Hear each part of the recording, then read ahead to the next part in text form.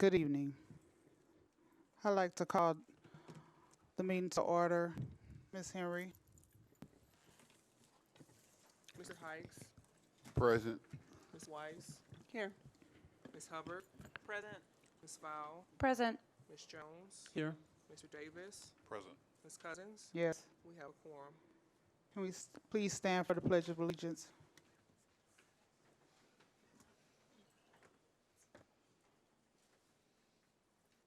I pledge allegiance to the flag of the United States of America and to the republic for which it stands, one nation, under God, indivisible, for liberty and justice for all. I pledge allegiance.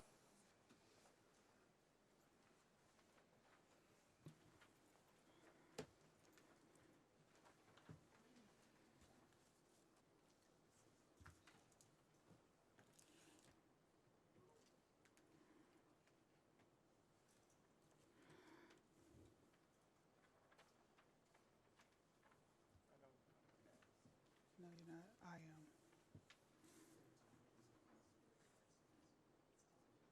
I got it. I got it.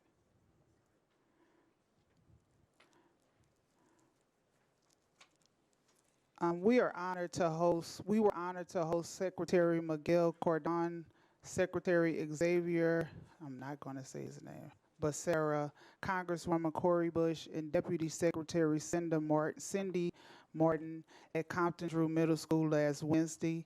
They joined Superintendent Dr. Keisha Scarlett, Principal Susan Reed, and our dedicated counselors for an insightful conversation about improving mental health support for our students.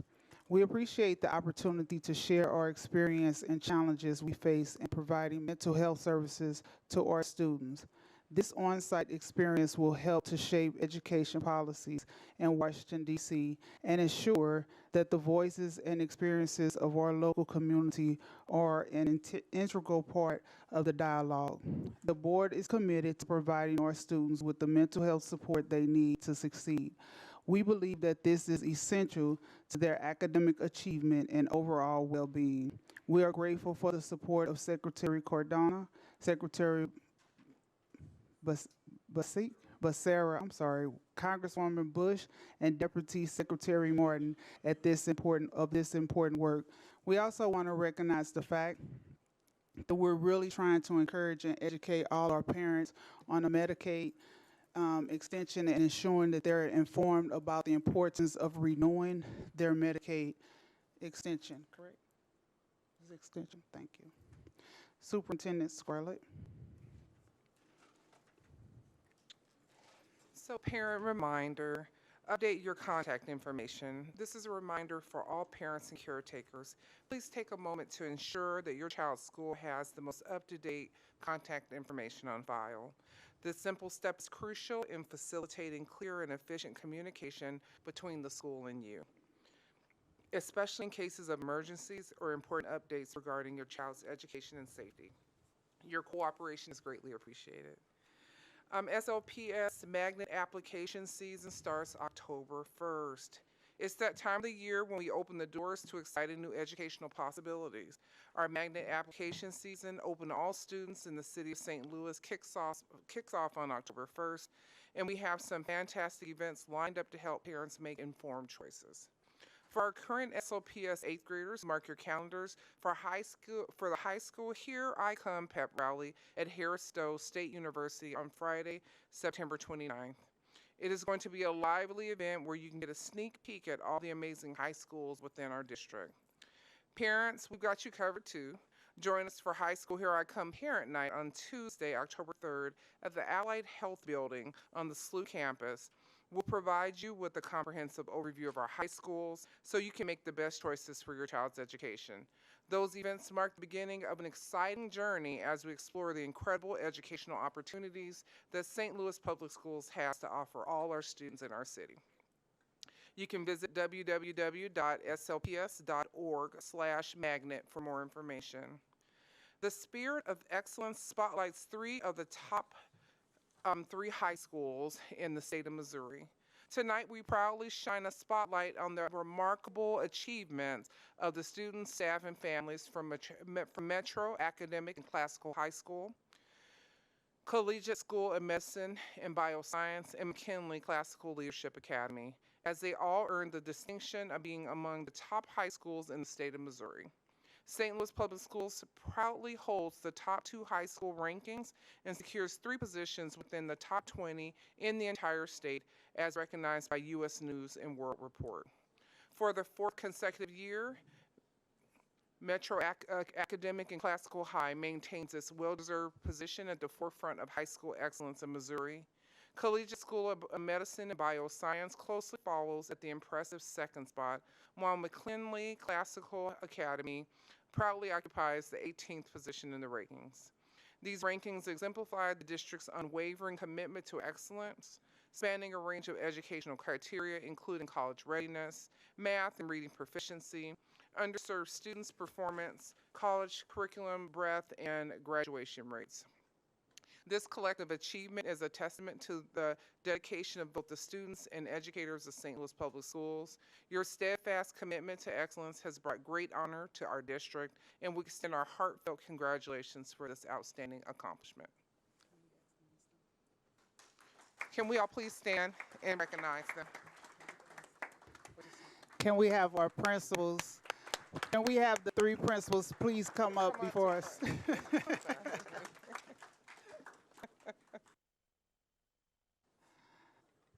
Please. I was supposed to say, please feel free to introduce yourselves and share some remarks. Press the button. Press the button. There you go. Good evening, everyone. Good evening, board. My name is Dr. Tina Hamilton. I'm the principal of Metro Academic and Classical High School. It's an extreme honor to be here tonight on behalf of the Metro School community. We are ecstatic, elated, and we can only go up and continue to go up, make the numbers go up and stay number 1. I know that Collegiate is right behind, but we're keeping the spot. Thank you.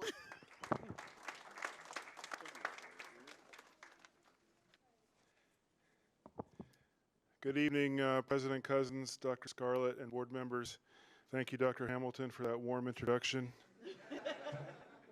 We're so proud of this achievement. As you know, Collegiate is only 10 years old. We just finished our 10th year in existence, and we've been able to grow and steadily improve our school community over those 10 years. And so we're very proud that we're ranked as highly as we are in the state of Missouri.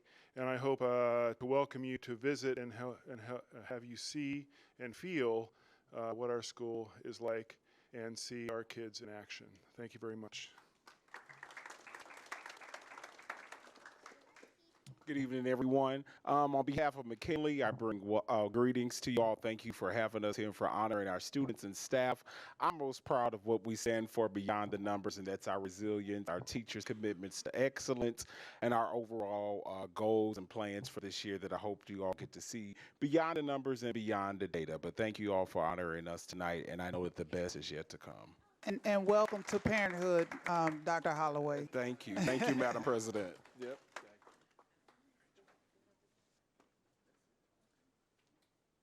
And now we'll move on to Dr. Scarlett, Superintendent Report.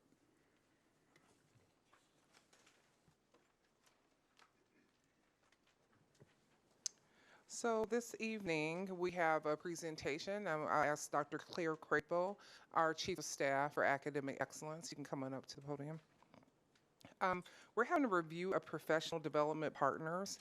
Our board, maybe just about a month ago or so, several weeks ago, asked about the partners that we use for professional development. Who are they accountable to, and what are they accountable for as far as student outcomes and outcomes for the district? So Dr. Crapo, would you like to get us started? Thank you. Thank you, and good evening, everyone. So as Dr. Scarlett shared, I'll be providing the board with an overview of our professional development partners. Specifically, I will be focusing on providing a high-level overview of who provides PD in our district, how they are selected, how they are held accountable, and what their impact is. So over the past month, I have worked with our procurement department led by Stephanie Terry and our professional development department led by Dr. Letitia Smith. And I just want to share an appreciation with those individuals for their tireless work in supporting me with this presentation. And we reviewed all of our external providers for PD. We've extensively examined our contracts and systems for measuring impact. And this evening, I'll be sharing my findings and recommendations with the board. So this presentation is divided into 3 sections. So first, I'll provide an overview of professional development and SLPS. Secondly, I'll move on to discuss who our partners are, how they are selected, and what accountability looks like. And then finally, as I shared, I'll be providing my findings and recommendations. So I want to take a step back and just talk about the definition of professional development, because I think it's something that we talk about a lot and we haven't taken the time to just say, let's get on the same page. So there are really 2 ways I want us to look at PD tonight. So one, in general, for all of us, no matter what career we're in, professional development is gaining new skills through continuing education and career training after entering the workforce. So a lot of our staff members are not teachers. And so when I'm talking about PD for maybe our custodians or other members of the team, that's the PD that I'm talking about. But then we also have professional development for those who are supporting our students, who are our teachers. So the term professional development means a comprehensive, sustained, and intensive approach to improving teachers' and principals' effectiveness and raising student achievement. Bottom line, that's what we want to see from our PD. So I want to take a look at the different avenues that we have for professional development in our district. And there are about 6. So one is our leadership development, and that's PD for our school leaders, academic instructional coaches. We also have district-wide cohort PD that takes place on our professional development days throughout the year for all of our staff members. We have small group professional development sessions, individual coaching sessions, school-based PD, and then department-led PD.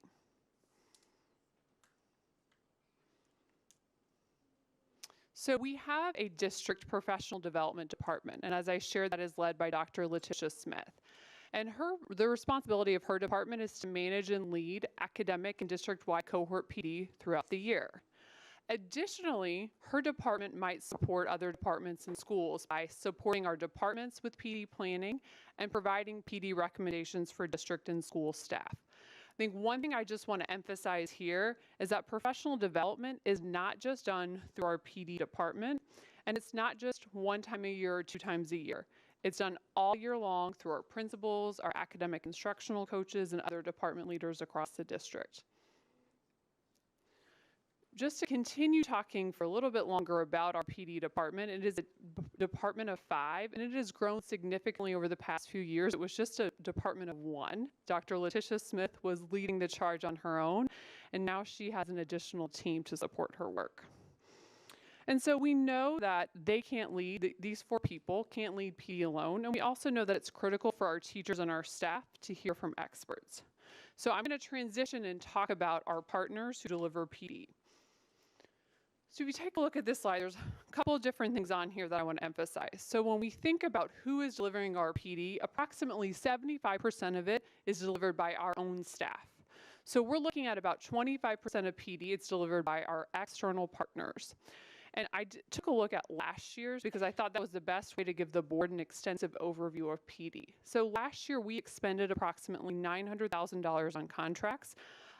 We had about 90 contracts. 23 of those were individuals and 46 were companies. A couple of things just to note, last year was a little bit different since we had our ESSER funding. Specifically, our schools had ESSER funding.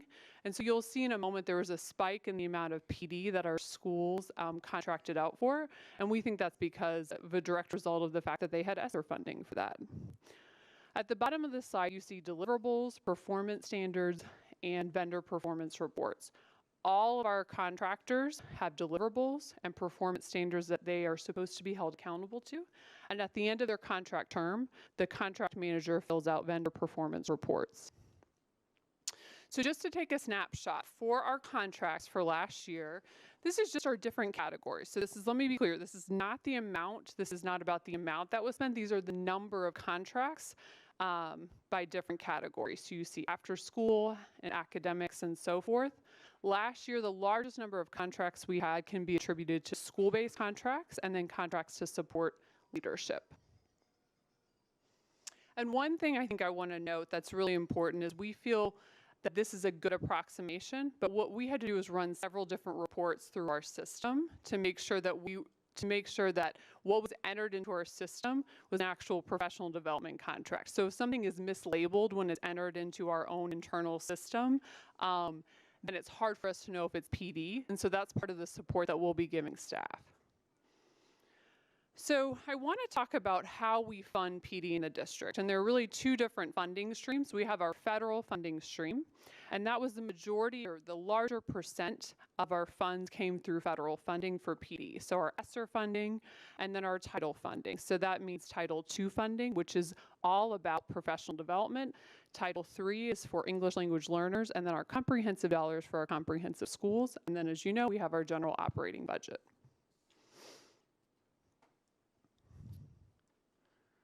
So I've touched on who our PD partners are, and one thing I want to pause, the board does have a copy. It's an Excel spreadsheet. It's a large 11.5 by 17 that's in your folder.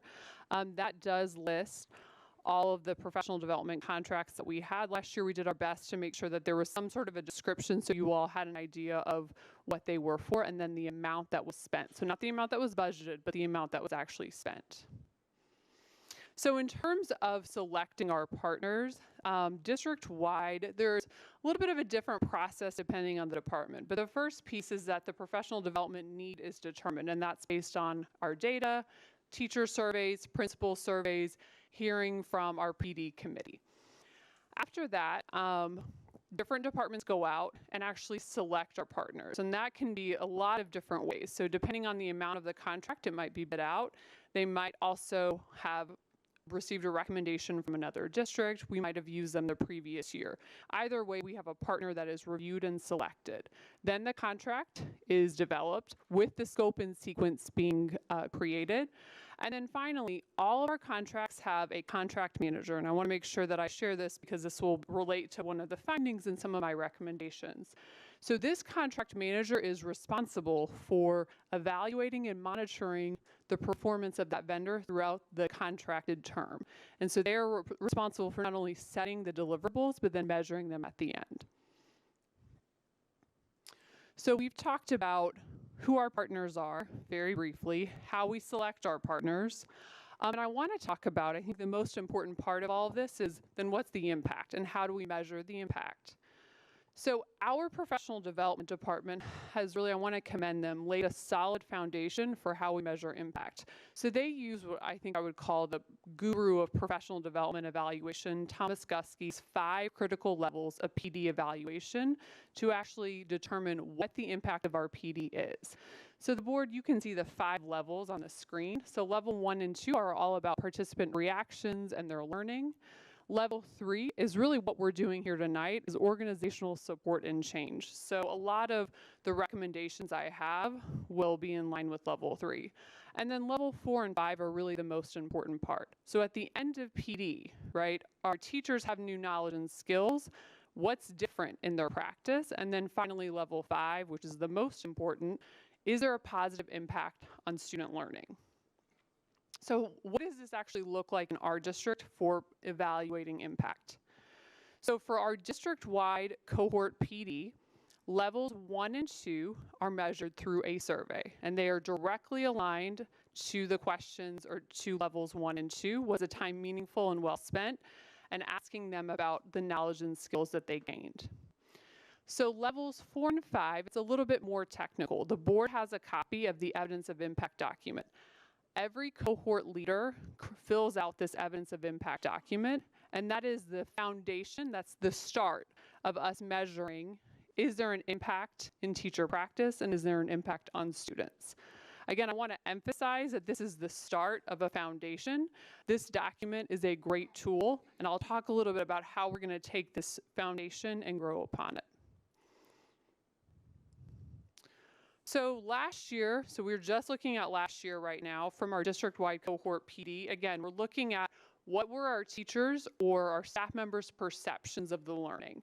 So level 1 on average, and this is throughout the year, same survey questions, cohort PD scored 4 out of 5 in terms of was this time meaningful and well spent. And then again, for level 2 participants learning, their perception of their learning on average scored 4 out of 5. And we had approximately, I would say 1,000 responses in all of these surveys. So we feel confident in the sample size. So as I shared, this is where we really have the work to grow on. The evidence of impact document, I know it's hard to see on the screen for the community. The board does have a copy of it. And like I said, every cohort leader fills this out, and part of the evidence of impact document, the cohort leader says specifically, here's what my goals are for this professional development as it relates to teacher practice and student outcomes. Here's what it is at the beginning. Here's how I'm going to measure it with the people in my cohort throughout the year, and here's how I'm going to evaluate whether or not this PD was impactful. So it is just a document, but again, it is a solid step in what we need to be doing as a system to track PD. So I think this is the time for me to then talk about, you've seen what we've done, and I want to talk about what my findings were as I reviewed all of our contracts. So again, I want to emphasize that the PD department has laid a high quality foundation for evaluating partner impact. So one of the findings is that the partner selection process really varies by department and school. So we don't yet have a codified process of, here's a criteria that we're looking at when we're looking for a partner. Additionally, some of our contract managers are unclear about their role in progress monitoring, and so we saw various degrees of monitoring of different contracts depending on who the contract manager was. The fourth piece, so 2 and 3 go together, and the fourth piece is around the deliverables and performance standards. So as we reviewed the contracts, there's a lot of ambiguity in the deliverables and the performance standards. Again, it's all about, a lot of it was about whose department they were in and who actually wrote the contract. So then it's challenging to measure the efficacy of a partner at the end of its contract term if the performance standards are very general and they're not specifically tied to student outcomes and teacher impact. And then 5, and this is the one I think is the most important, there's an absence of a system-wide tracking for impact as it relates to teacher implementation and student outcomes. So we're talking about how we're going to move forward here, and number 5 is the biggest piece. Us as a team working together, so I've already had conversations with Dr. Molly Beck, who manages our data and evaluation department, to think about what's the system we need to put in place to ensure that we're tracking PD. And so recommendations, and it's interesting, you come up with recommendations and sometimes they're already happening. So one is the selection of partners. So streamlining our partner selection by releasing an RFP for all of our potential PD partners. So again, I want to make sure that this is clear. This is about professional development partners. The board will hear an update around all of our partners at another board meeting. And this is already underway. So the professional development department has already released an RFP in line with this. The next piece is the monitoring and evaluating of contracts.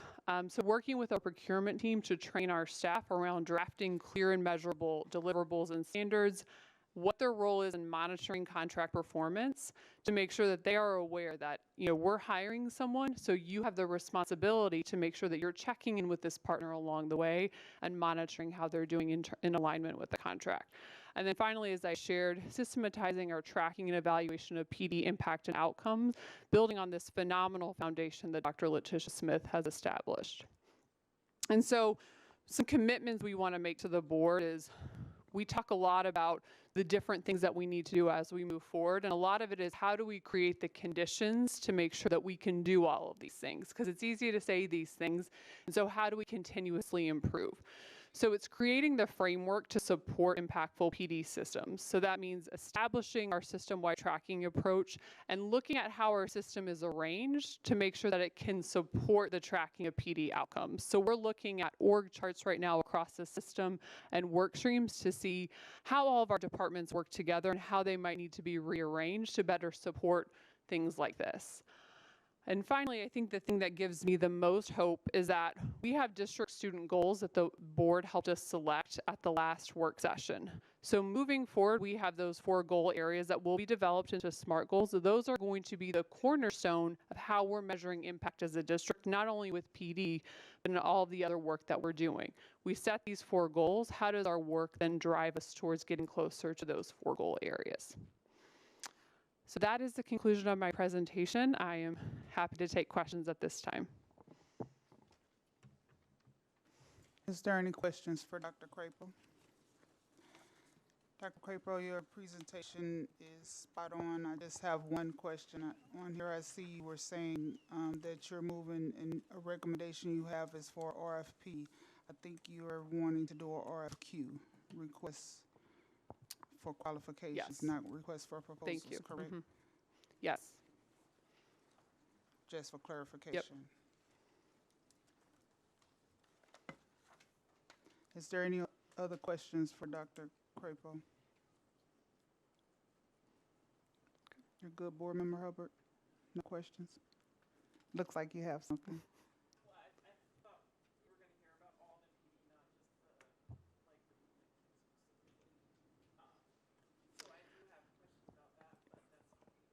Turn your mic on, Board Member Hubbard. Sorry. I thought we were going to talk about everybody's professional development, not just like working with kids specifically. Yeah. So And the, I've had questions about that in the past, Okay. but that's not what you were talking about.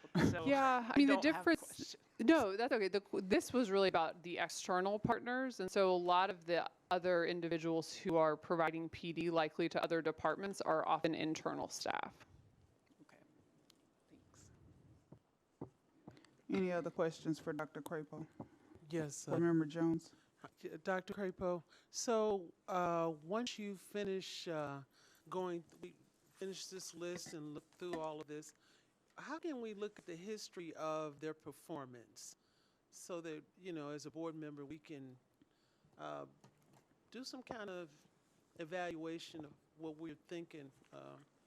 Because, I mean, I'm looking at the numbers and I think I want a little bit more information. So is there a site that I can go to?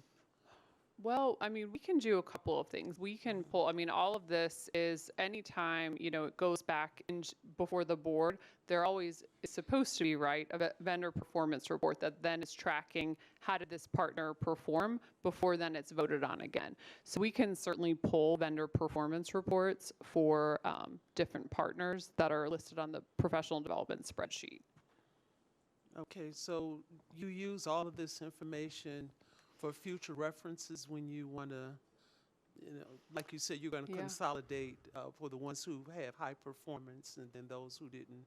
Yes, and I think the other thing, Board Member Jones, is not only looking at the vendor performance report and how they performed, I'm actually interested in what the performance standards were. So depending on what they were, you know, if it's something that is, they can be written very differently where it's very easy or it's actually not clear whether a vendor met that performance standard or not. So a lot of this is sometimes challenging for us to know over time by just looking at a performance or a vendor performance report if that vendor actually met the goals when the standards aren't very clear that were set. And so part of this work is working with our team internally to say, let's do a reset.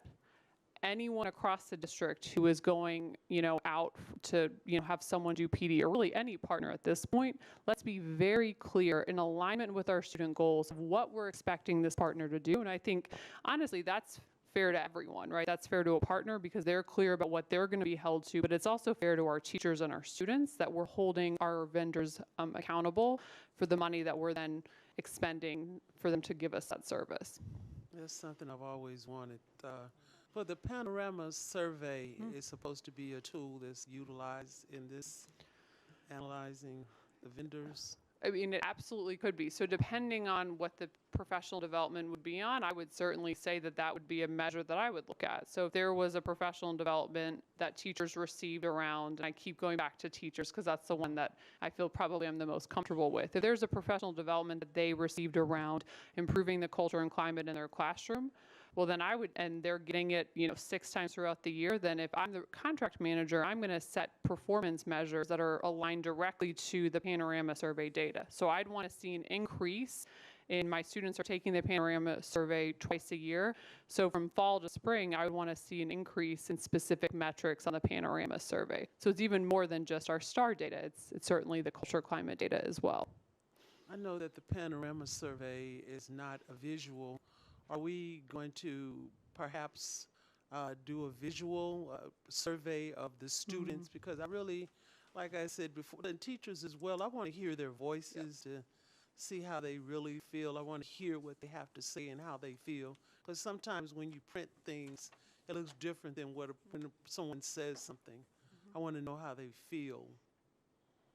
So one of the things we'll be working with Dr. Beck around is, I think even creating a survey, there's a level of specialty that you have to do it correctly. So we'll be working with her not only on developing what the surveys look like, but then how they're actually used and how they're asked. Is it all paper? And how are we also making sure that people feel that they can be honest when they answer our survey questions and that it is truly anonymous? So I will say the professional development surveys are anonymous that go out, but we want to remind our folks of that this is the time to be honest about what you're feeling. There's no retribution. We don't know who you are, and this helps us get better as well.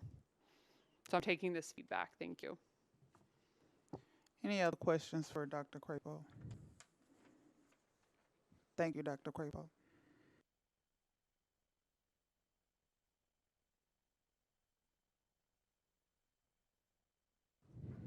Thank you, Dr. Scarlett. Going on to the consent agenda.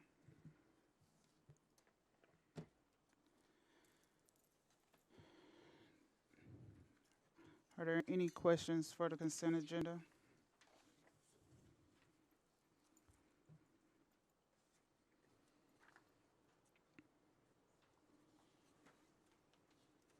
I need a motion to approve the consent agenda, September consent agenda. I make a motion to approve the consent agenda items 9/12/2301 through 9/12/2311. Is there a second? Second. Any discussion? Ms. Henry? Mr. Hikes? Yes. Ms. Weiss? Yes. Ms. Hubbard? Yes. Ms. Fowl? Yes. Ms. Jones? Yes. Mr. Davis? Yes. Ms. Cousins? Yes. Motion passed. Are there any board reports?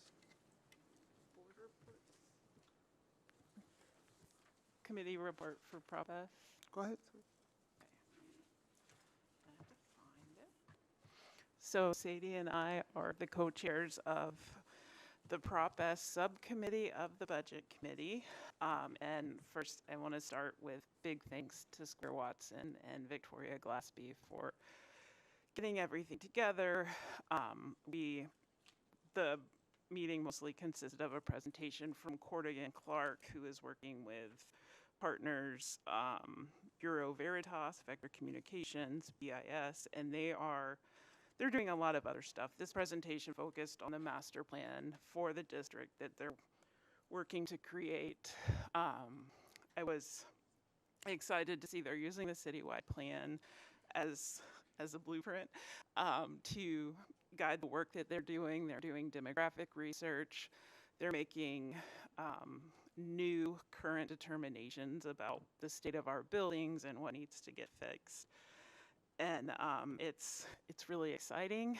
That final work, I mean, it will probably take 16 to 18 months for that to be completed, but there's also work going on to replace signage and fix the, fix the fences and all of that. It's happening alongside it. So this is a big responsibility that y'all have given us with $160 million, and we're doing our best to make sure we're using it wisely. Thanks. Thank you, Board Member Hubbard. Are there any more board member committee reports? I have a board member report, and I feel bad giving this because I wasn't there, but I was contacted about a month or so ago from a group called Local Progress. It's a group of municipal elected officials from around the country that we're having a conference this weekend in St. Louis. I've been involved before with their school board organization, and so they reached out to, while they're in St. Louis, if they could do a school visit.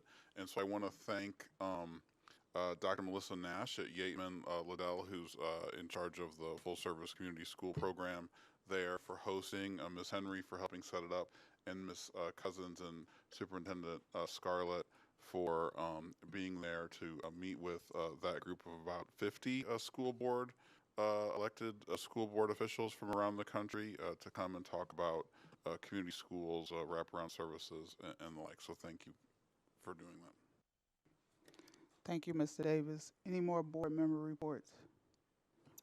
I don't have a report, but I'd like to mention that over the last week I was able to go to Yateman School, and I was impressed with what they have their wraparound service or community schooling, which not only helps the child but the family and the community. And I would just like to thank the board, Dr. Scarlett, Dr. Nash, Local 420, and the Little Bit Foundation for bringing to light what is really needed in the school. Because I believe, this is just my opinion, if you can help the whole child, not just the child, but the family also, and the community, that just makes a better person all around. So thank you. Thank you for the time.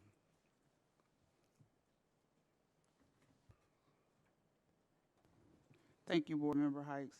Is there any more board member reports?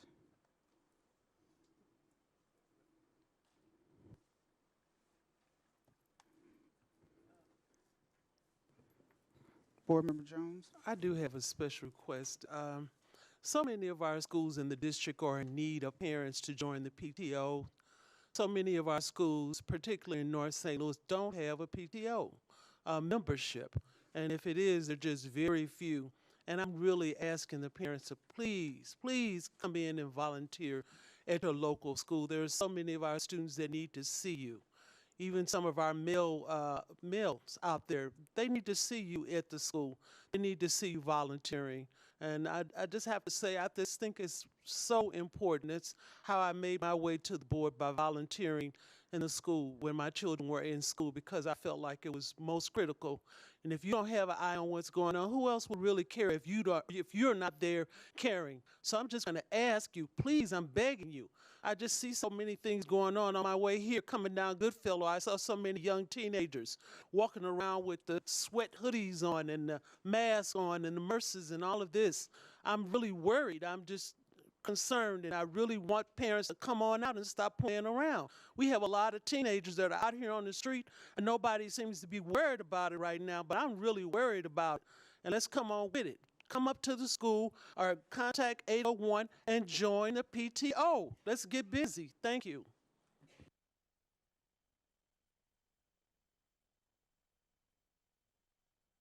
Thank you, Board Member Jones. Come on with it. Now for public comment. Before we start, I want to make sure everyone has the agenda and a copy of the agenda to understand, out of respect of the board members, the mission, out of respect for our board members and their mission to conduct district business, we will continue to enforce guidelines for public comments. They are as follows. Citizens interested in commenting will sign in on the iPad, which I hope you all have had the opportunity between 6 and 6:30. Comments may be taken available. You can have a seat by all means. Public comments will occur at the end of each board meeting. You have 3 minutes to speak. I'm asking that you refrain from speaking derogatory or calling out any board members' names.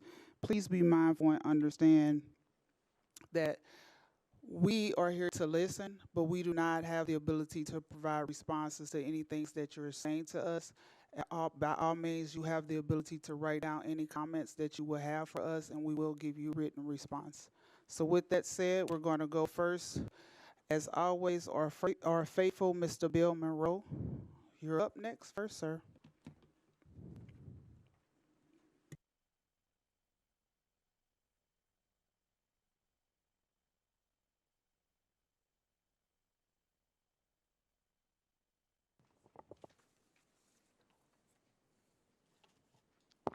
Good evening. I'd like the community and the board to refer to an article in Sunday's Post in the announcements. If you got Sunday's Post. If you don't, I left a copy of public comment, an article that I put into the Sunday's Post, and I passed out. Each one of you should have it. To the new superintendent, I offer you an olive branch. An olive branch, if those of you know what that means. The other part, in the public comment section, and I'll read it. This is a social justice effort to fight for the lives of children in the city of St. Louis who are underserved by a failed SLPS board. The state requires that 80% of kids in SLPS are not on grade level for reading and 87 are not on grade level for math. This means our kids, particularly black kids, since 80% of students who attend SLPS are black, will not be able to compete for jobs, will not be able to apply for high-paying jobs at the new NGA, will not be able to take advantage of new jobs in the growing cortex and STEM fields, and will instead prepare our children as fodder for the school-to-prison pipeline. This is actually and I want to speak to you. This is an announcement of a fundraising that I put on to file suit against the Board of Education, DESE, St. Louis City, and the charter school people for failure and not being inclusive of black men who are educators who seek to do the right thing for our children. You ignore us. You act like we're not there. So what I'm saying to you, I'm announcing a lawsuit, fundraiser, to sue the St. Louis Board of Education. Right now, our community is worse than it was in Brown versus Board of Education. And we need to stand up and take notice of what's going on. I personally invited this new police chief to come here and be here and understand what's really the solution for what's going on in our community. When we got young black boys, young black kids being killed, if you put a hammer, if you put a ruler in their hands, it'll take away the gun. And you're not being inclusive to men like myself. I'm the founder of the first black charter school in this town, Thurgood Marshall. And when this citywide planning took place, I was told that I could not have a seat at the table. Thank you, Mr. Monroe. I don't really think you mean thank you. But Okay, do you understand what I'm asking you? Have a seat, Mr. Monroe. Will you understand what I'm saying to you? Thank you, sir. I'm offering this olive branch, Superintendent. Please take it. Mr. Because Barber- the community is ready to follow me into this lawsuit Mr. against Barber- the Board of Education. Mr. Barber, Thank you. Mr. Barber, too. You're up, sir.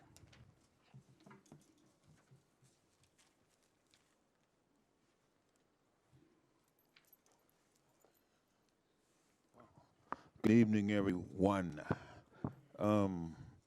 Charles Babatu Murphy, almost retired.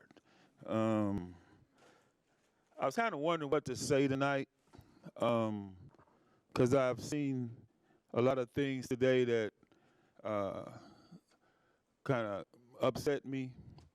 But I'm going to start off by raising this issue like this.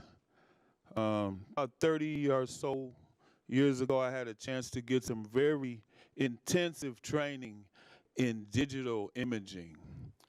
And the thing that struck me about digital, because I remember saying, wow, this sounds like something that could enable global democracy. Now, you might not think that's significant, but to me it is.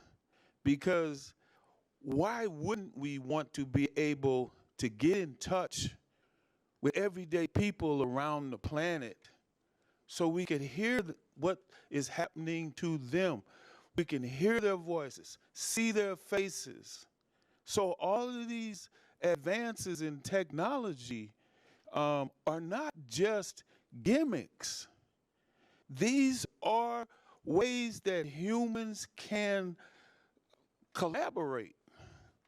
Today, I was at a school and I was called over there to help with Apple computers.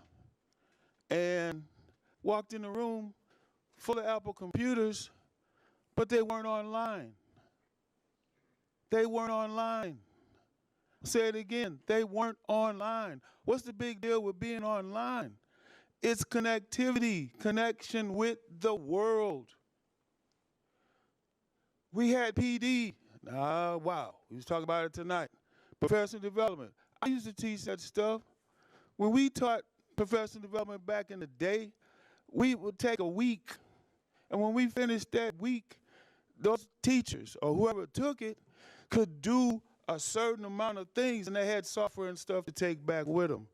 So what I'm really calling for is that y'all get on in these schools, because you're going to be shocked to see how little connectivity there really is. Right now, everything's about bandwidth and catching up with each other, and it's not happening.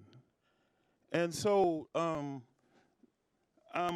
other thing I want to say, what was it, in 2007, we had a sit-in the mayor's office. Donna was there. I was there. A lot of folks were there. We founded something called OVTV, Our Voices TV, and the students put that together. And watch out, because it's coming back. Thank you, Mr. Babatu.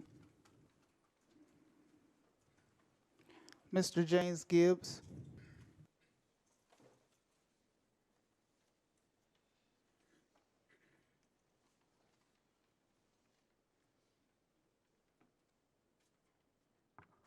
Good evening, everyone. I'd like to thank you all for allowing me this opportunity to come and speak. I'm coming on behalf of the Vashon High School and the Vashon alumni.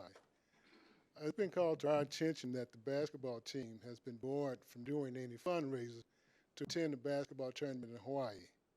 And we, the members of the alumni, are just wondering why. What is the root behind all this?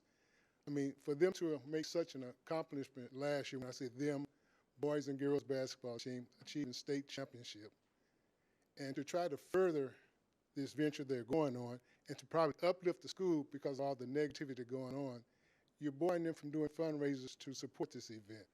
And we, the members of the alumni, would just like to have a response to that. Thank you for your time. Thank you, Mr. Gibbs. Ms. Rebecca King.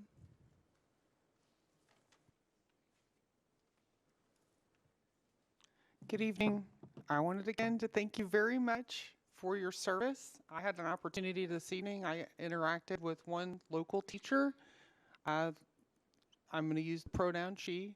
Seemed authentically surprised when I thanked her genuinely for her service. I do really appreciate all that you do here, and I authentically think it takes a lot as a community to educate and inform students.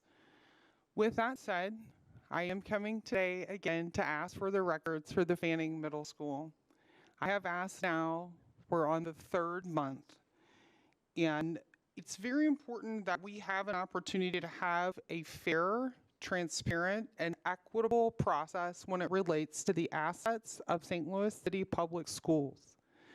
The buildings that are currently listed on your surplus list are also taxpayer-funded buildings, and they're assets, and they are of value to both the community, to the school board, and the Board of Education, and then of course all of those members that live around those schools. So one thing that I wanted to share tonight was a clip of one of the items that was provided in some of the records that I have received. It was noted that she also met with him today and told him that the board had accepted another contract, explained that SLPS does not have a request for proposal, an RFP process, in response to his objection that the school should have been put up for sale via solicitation. Why is that? Why is the director of real estate sharing that there is no request for proposal? Why are we as a community having assets that are taxpayer funded that do not have a fair and equitable bidding practice? That is related to areas of antitrust. I strongly recommend that the assets of the St. Louis City Public Schools be updated so that the process is available and transparent. In addition to that, I've created another small timeline, which I'm sure you all will be thrilled to receive from me as I continue to follow up with the many antics of the neighborhood association. While I'm mentioning that, Thank you again for having the opportunity to take the mic and speak. I want to remind you that that is not an opportunity afforded in my neighborhood. So if the school was made available, on what date? You have a contract with a real estate broker. That real estate broker does not list the school's listing date on their website. I sent 6 corrections. I know that someone is reading my emails because the website has been updated. That's fantastic. Can you please also ask the broker to update the listing dates? Thank you for your time. Thank you, Ms. Kane. Mr. Astor.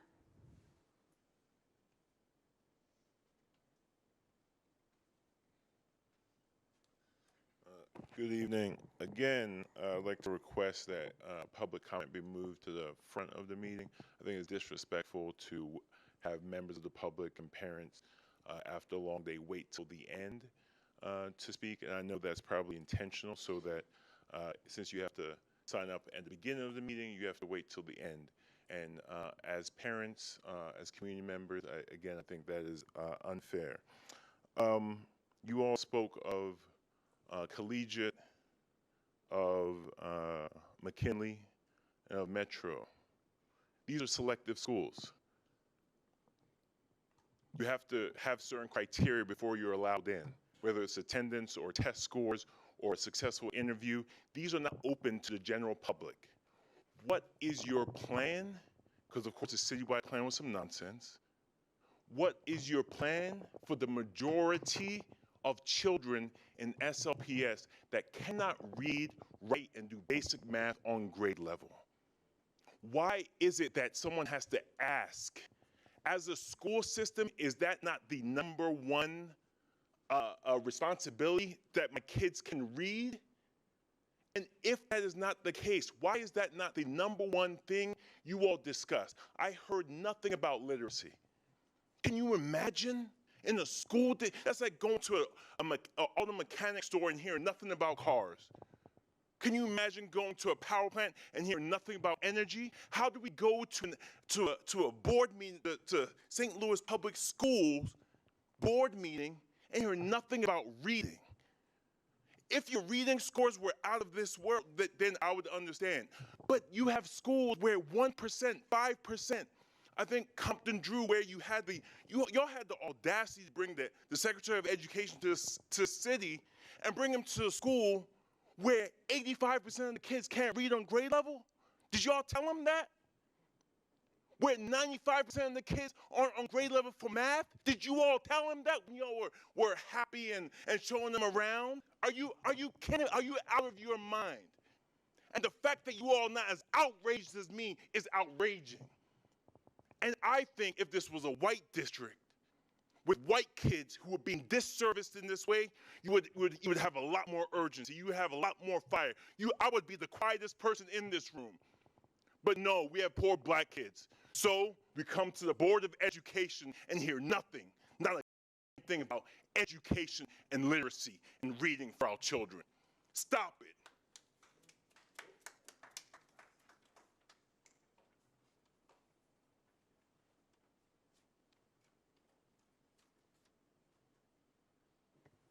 Patricia Woodson.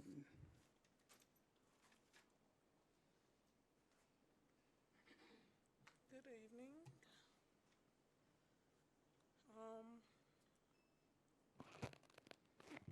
As a St. Louis public school parent, I want to know, in today's political climate, what steps is the board taking to ensure teachers and students will have the right to speak and learn openly about historic and contemporary disadvantages faced by our community? According to Senate Bill 681, all teachers of grade K through 3 must implement new evidence-based methods of reading instruction. As a St. Louis public school parent, I'm asking to see your plan to comply with Senate Bill 681 to increase the reading proficiency of St. Louis public school students in general. Thank you. Thank you. Philip Fiami.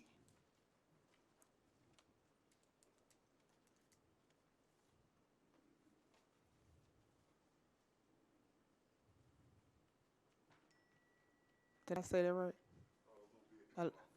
Fiemi, I'm sorry. No, you're okay. Good evening, board. I appreciate y'all showing up tonight for me to address you guys. So again, thank you for coming out. I appreciate y'all. I'm here today to piggyback off of literacy. I think every parent, when we come to the school board, we are intimidated by the processes and the steps the board takes to really authentically address us and address our needs. We know that there are steps and processes that we deal with the, first with the teacher. Then if that doesn't work with the teacher, let's go to the principal. If it doesn't work with the principal, maybe we have a resource person in these schools. Then it gets, to the school board. But at what point does the school board really take action and address our needs? At what point does a vision actually turn into actionable items that us parents can actually measure, even though we don't have that much time to measure that because we work full time, as you do? At what point do you talk about the teacher's performance at these school boards? We know we can talk about, the greatest 2, but what about the failing 5? And it's not to say that you guys are not doing anything. What I'm saying is, at what point does the school board get transparent about that at every single meeting? We have Gateway, 2002. 32 out of 299 students can read at proficient levels. Now, we can say, oh, you know what, COVID. But if you look at the last 5 years, what increments? Does anybody on the panel know what the incremental change in that is? Probably not. That's the problem. You have failing schools, you have underappreciated teachers, you have frustrated parents, and overall, you have kids that want to succeed, they want to move on to the next level, but they somehow can't. If we use those same stats as 10% or 11% of the school board members can read, how many would be left standing right here? You can count yourselves and take that 10%. Maybe what, it was 1, maybe 2 of you? Because this is what St. Louis looks like in about 20 years. Who's going to be able to read these bills that we're passing? Who's going to be able to address us academically? Who's going to be that next leader out there? Can that next leader read? That's the fundamental values and the fundamental principles of why each one of you are able to lead us to a greater future. Because that one thing is, you guys can read.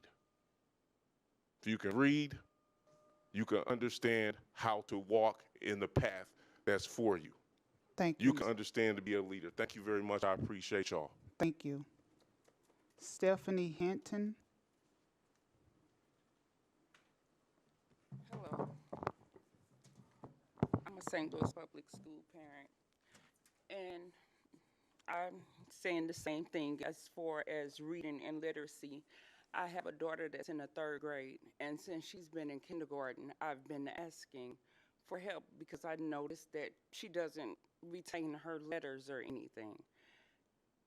I kept getting bombarded with, oh, not right now. We did the testing. She's fine. They told us to go ahead and pass her.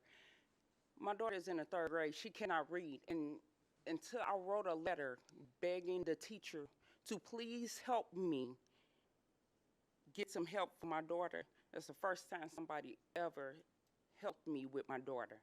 Now, you have a lot of people saying that parents are not there and they're not pushing forward and trying to do things, where there are a lot of parents that are, But we also have a lot of opposition against us because when we're going to schools and we're saying something is wrong, we're constantly getting shied away or pushed off to the last minute and everything. But now my daughter is in the 3rd grade. She cannot read. She's crying every day. And I am the mother that has to deal with that and feeling as a failure, as a parent, knowing that I have been trying everything. And I didn't even know they took phonics from school. And it doesn't make any sense that they're not being taught phonics. How did I have to push for my daughter that's in kindergarten to not have a teacher whose first language is Arabic, who's substituting for a teacher that just had a baby? My daughter came home the second day of school and said, "Mom, I didn't understand what the teacher said, but I did my work as best as I could." And when I went in and talked to the principal, and I talked to everybody to see if I could get her class switched, they said, "Oh, it's only for a few months." Well, no, it's till the end of November. But if she's just now coming out of kindergarten and she's trying to learn phonics and how to read and understand words, how can a teacher who cannot speak proper English teach her that? And then the first thing you say is, "Mom, you really shouldn't change the class." But if I didn't and I didn't speak up, I'm also failing this child too. Because this child is also a sibling of the other child that had to stay in the class with this same Arabic teacher that doesn't speak full English. And I don't understand, at what point are our kids' education enough where, hey, we got parents bringing them to school, we got parents speaking up and everything else, but if a parent get irate, the parent get upset, they speak up in board meetings and everything else, you got somebody cutting them off, rolling their eyes at them, and just very disdainful to the fact that how dare she speak up. But we're parents and our kids need this education and we need a change.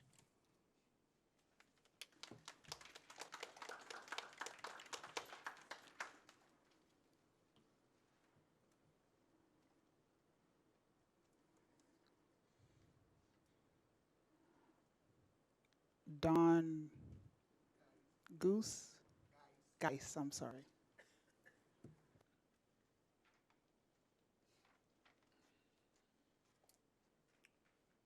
Good evening. My name is Dawn Geis, and I am a St. Louis Public, I am a grandparent to a St. Louis Public School student, and I would like to know, whether SLPS parent partners and work with community-based organization and reading experts in order to ensure it uses the best reading instruction methods. If not, why and when will you start? Thank you for my input. Thank you. I need a motion to adjourn. I move to adjourn. Is there a second? Second. Ms. Henry? Mr. Heiss? Yes. Ms. Weiss? Yes. Ms. Hubbard? Yes. Ms. Bow? Yes. Ms. Jones? Yes. Mr. Davis? Yes. Ms. Cousins? Yes. We are adjourned.